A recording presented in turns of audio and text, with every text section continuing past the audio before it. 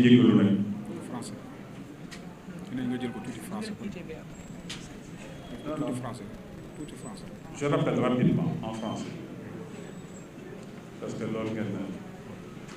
je veux dire c'est l'organisation de ces opérations de déguerpissement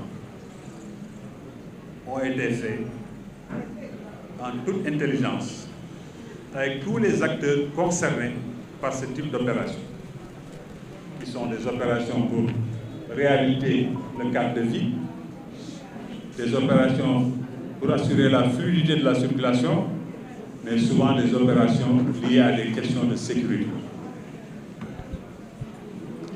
Nous avons tenu avant le démarrage de ces activités une réunion autour de l'autorité administrative compétente avec l'ensemble des services et sociétés de l'État qui avaient une part de responsabilité possible dans ces questions, et la municipalité. Et j'étais présent à cette réunion. Nous avons convenu à cette réunion de surseoir aux opérations jusqu'après la fête de Tabaski pour ne pas trop pénaliser les acteurs qui sont dans le commerce. Et à cette réunion, nous avons partagé les responsabilités. Principalement, les responsabilités de l'État portées sur la question de sécurité. Les autres sociétés qui sont dans ce travail ont eu leur apport en termes de personnel, voire de matériel. La commune a mis du matériel en place, a mis le personnel en place. Et la commune s'est engagée à assurer le suivi après ces opérations, mais toujours avec l'accompagnement si nécessaire des forces de l'ordre. Donc ce qui s'est passé hier est totalement inacceptable. Totalement. Je rappelle également, au-delà de ce rôle qui était celui de la mairie, que nous avons assumé et que nous entendons continuer à assumer auprès des autorités concernées. Nous allons le continuer jusqu'à ce que les autorités qui en ont la compétence, en tout cas le pouvoir, nous notifient officiellement par écrit qu'ils demandent à ce que ces opérations soient arrêtées. Qui sont aujourd'hui des opérations principalement de suivi des zones aujourd'hui désencombrées. Totalement. D'autres opérations continuent parce que si vous vous rappelez, quand on a fait pendant 2 semaines des vagues de jeunes dans toutes mes rues pour informer les acteurs de ce qui va arriver, de ce qui va se passer, j'ai fait publier dans différents journaux et dans les sites internet un communiqué qui rappelait justement quel va être le contenu de ces actions. Et c'est pourquoi d'ailleurs, même l'État a été victime quelque part, en tout cas, a subi ces opérations. Je dis, premier jour, plus de 90 véhicules épaves, la plupart appartenant à l'État, ont été désencombrés et envoyés à Yémen. Donc il ne s'agit pas simplement de quelqu'un qui a sa table, etc. Des installations sur le trottoir sont en train d'être détruites et enlevées. Des panneaux de publicité, des totems, des cantines de sociétés nationales sont en train d'être enlevées. Donc c'est un ensemble. Ça ne vise pas une catégorie d'acteurs. C'est tout ce qui aujourd'hui, dans le plateau, qui a des ruelles assez étroites, qui a des trottoirs parfois qui ne dépassent pas 1,50 m, où on dit aujourd'hui qu'il faut totalement libérer ces trottoirs. Je vous donne un exemple quand vous allez sortir. La commune a fait un investissement sur cette avenue, en refaisant l'ensemble de ces trottoirs, en les mettant en une hauteur pour ne pas permettre que les gens montent dessus pour se garer. Pourquoi? Pour permettre aux piétons de passer dessus.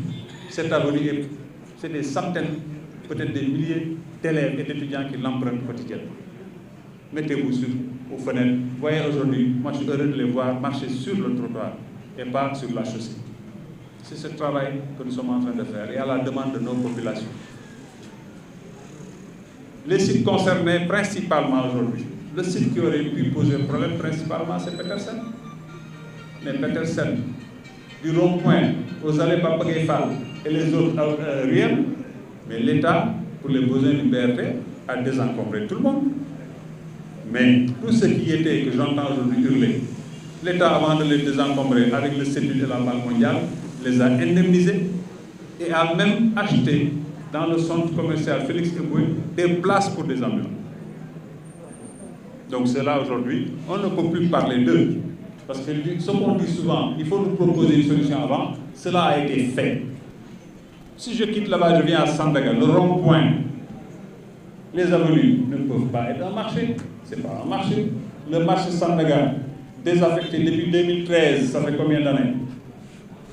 Les gens dégagés, je crois, en 2015 et autres, ont été recasés au champ de course.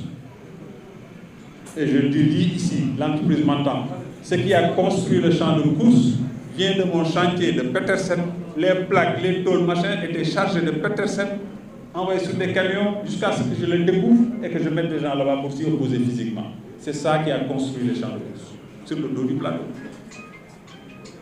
Sur le dos de l'entreprise, parce qu'elle ne pourra jamais me facturer ça. Donc, Sandaga, la commune du plateau, qui est en train de reconstruire ce chantier mythique d'une façon extraordinaire, je le ferai visiter aux notables de la commune pour qu'ils voient ce qu'on est en train de faire, où va leur argent, les représentants de la population. On aurait pu se limiter à ça. Parce que si ce n'était Aline Ndoye, jamais le marché Sandaga aurait été reconstruit à sa place actuelle. Parce que tous les projets qui étaient sur la table, c'était de délocaliser ce marché Sandaga, considéré comme le facteur principal de tout le désordre qu'il y a dans le plan. C'est moi, tenant à ce marché mythique, écoutant mes anciens, nos doyens, mon conseil municipal. C'est nous qui avons décidé de maintenir ce marché parce que nos populations ont besoin de marché. Aujourd'hui, nos dames, là, elles prennent le taxi pour aller dans d'autres communes pour faire leur marché. Parce que Carmel, souvent j'entends ça comme opposition. Vous savez comment on appelle Carmel? Marché tout bas. Ça veut dire ce que ça veut dire, en termes de coût pour les dames. Donc, Sandaga, ceux qui étaient là-bas, qu'on devait recaser, l'ont été. Mais chaque fois qu'on pose une solution sur la table, ça fait appel d'air. Des gens désencombrés ailleurs, par le BRT ou par d'autres activités, viennent se ruer ici. Et je les entends à la télé en disant, oui, non, vous n'en faites pas partie. Vous n'en faites pas partie et vous n'en ferez pas partie. Parce que Sandaga, quand on le désencombré, on a recensé les gens, c'est eux les ayants droit. Et le surplus ira à ma population parce que l'IMO est un travail. Donc ce n'est pas la peine de faire de la surenchère. Je dis à certains qui sont de mes côtés, la surenchère s'adresse à l'État. Voilà, on lui met la pression pour que l'État peut-être essaie de nous permettre de nous infiltrer dans des solutions dans lesquelles on n'est pas parti. Ça ne se fera pas. Inch'Allah. C'est Dieu qui décide. Donc, je dis, là-bas, aujourd'hui, ma décision actuelle, jusqu'à ce que mon conseil ou mes populations me désavouent, c'est que ce qu'il est en train de faire, je vais le réorienter au bénéfice de mes populations. Parce que j'ai l'impression que ceux pour qui je me bats, ça fait plus de 10 ans, ils ne sont pas conscients de ce que je suis en train de faire. Donc ça n'en vaut pas la peine. Voilà en gros ce que je voulais dire, pour dire que le suivi qui est aujourd'hui à la charge et de la responsabilité de la mairie, nous allons le continuer, sauf si l'État nous notifie de façon officielle que pour des raisons qui lui sont propres, il faut arrêter cela. Je rappelle que ce sera le plus grand poignard pointé dans le dos, en tout cas des habitants de ces contrées. Parce que nous, ici, politiques, nous ne pouvons pas organiser sur l'avenue Ponty un meeting. Nous ne pouvons pas organiser au Cap Manuel un meeting, voire même une visite avec du monde politique, on ne peut pas. Ni vers la Gueye, ni à Barachois, ni ailleurs, parce qu'on nous oppose des questions de sécurité. Mais si ces questions existent, et que ce qui s'est passé hier puisse se passer au rond-point de Sandaga, à 2 encablures de tout ce que l'État compte d'installation de ministères sensibles, et avec la présence de la police, avant le début des événements jusqu'à la fin des événements. Je me dis qu'il y a des questionnements qu'il faut avoir. Et pour cela, moi, je gère des agents, des enfants du plateau. Si les gens veulent que nous le continuions, je dis, j'ouvre ici un registre à partir d'aujourd'hui, très rapidement, pour l'ensemble des jeunes des différents quartiers du plateau, puissent s'y inscrire comme des volontaires pour ce que nous allons faire. Je tendrai la main aux 19 maires de communes de Dakar pour que nous puissions nous asseoir, discuter de ces questions et voir comment les adresser, quel que soit le rôle politique dans lequel ils sont, si tant est qu'ils sont élus pour servir les intérêts des Dakarois. Voilà ce que je voulais vous dire, en m'excusant d'avoir été long, mais pour vous dire que je demande également à mes acteurs, toutes ces vidéos qui circulent, je veux une analyse fine de ces vidéos. Les acteurs concernés qui sont à la tête de ça, je vous prie de croire que ce n'est pas eux qui vont continuer à être des acteurs commerciaux dans cette commune. Oui. Ça, je veux que ça aussi, c'est peut-être, en tout cas, je veux que ça soit clair. Je remercie jusqu'à là, à part cette défaillance d'hier, le suivi que nous avons eu, l'accompagnement que nous avons eu des commissariats du plateau, du préfet de Dakar, jusqu'au gouverneur, que nous remercions au passage.